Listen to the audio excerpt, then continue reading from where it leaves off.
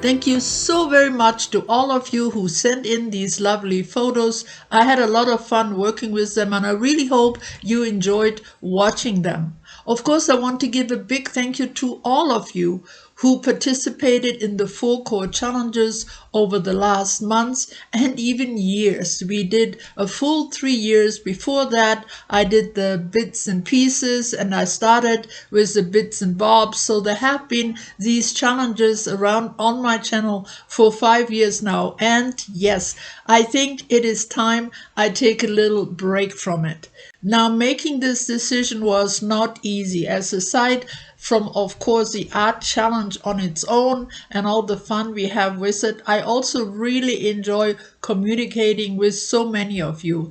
And of course, I hope that we can keep that up. I will still post next year here on my channel, but I'm also available on other social platforms. There's always my email as well. And if at any time any one of you would like to share your art or your ideas with me, I'd be more than happy to chat with you about it. Thank you so much for all your input, for all your encouragement and support.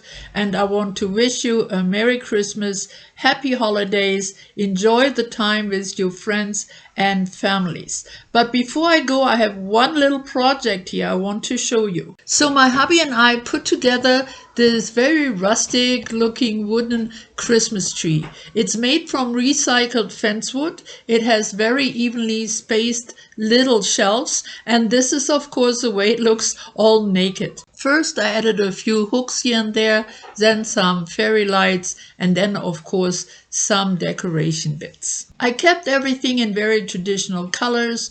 I reused some little items I had from years back. I made a few new ones, I altered a few, and I kept it all very simple, but I really liked the way it came out. So this is my last video of the year. I see you sometime in January. Please stay well.